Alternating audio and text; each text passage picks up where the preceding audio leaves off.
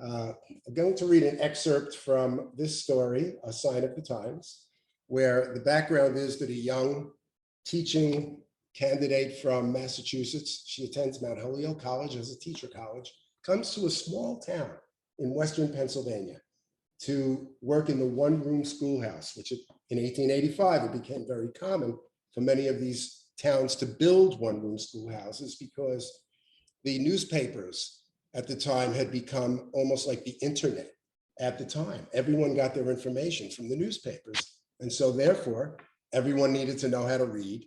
So schools were built. And she comes to this little town and wants the people there to send their children to her school. And so the excerpt I'm going to read is when they're in class one day, where she asked the children to bring in local legends that maybe their parents tell them, and they write them down. And I'm just going to read a few pages from A Sign of the Times. The teacher is, of course, going through the different students, and she looks at one little girl, one of her little favorites in the front row there, and says, who will read their legend next? And Lillian raised her hand, neat and bright-eyed as usual. Lily, would you read your legend for us, please? Yes, Miss Pallas.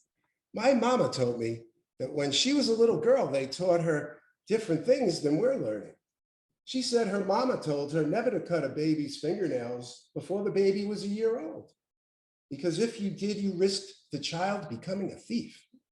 My mama said there isn't anything worse on this earth than a person who steals from another person. All heads in the room nodded in agreement with Lillian's mother's wisdom. Peter, who published the town newspaper and was there visiting, smiled approvingly, and Lillian handed Miss Pallas her legend.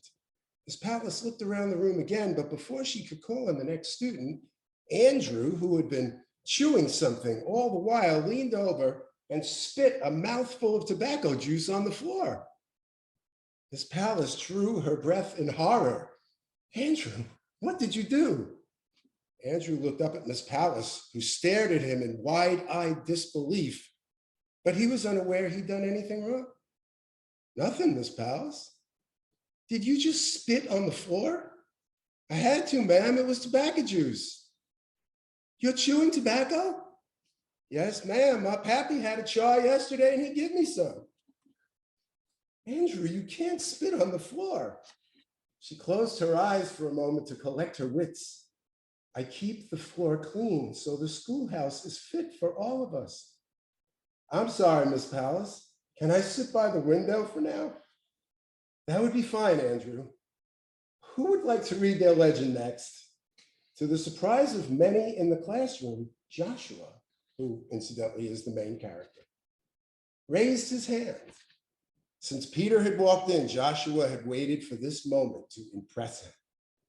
He opened his dog-eared copybook and stood up in the back row to read. The other children turned in their seats to listen to him, and he cast a quick look at Peter. He read slowly but deliberately. They say that years ago, old man Hibbert hung himself in his house, and no one has lived there since. Peter's eyebrows lifted involuntarily at hearing Joshua's much improved grammar. They say he came home one night and his wife was gone. So he hung himself with the cord from a window shade.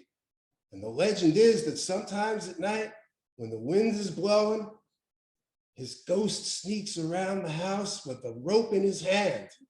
And if he catches anyone in there, Joshua looked down at the children who sat frozen in their seats, eyes as wide as moons. He'll hang them too. He emphasized the last words loudly, which made many of the children nearly jump out of their skins. Peter chuckled and spoke before Miss Pallas could say anything. Very good, Joshua, very good. You know, a story like that run on Halloween. I pay 4 bits for a story like that. What do you say? Would you like to sell your story to my newspaper? Joshua didn't know what to say. He never had 4 bits, which is 50 cents, in his entire life.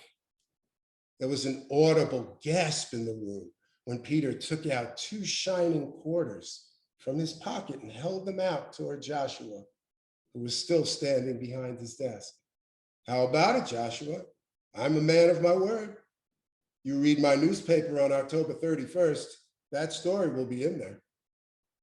Joshua stepped quickly between the rows of desks up to Peter, the page from his copybook in his hand.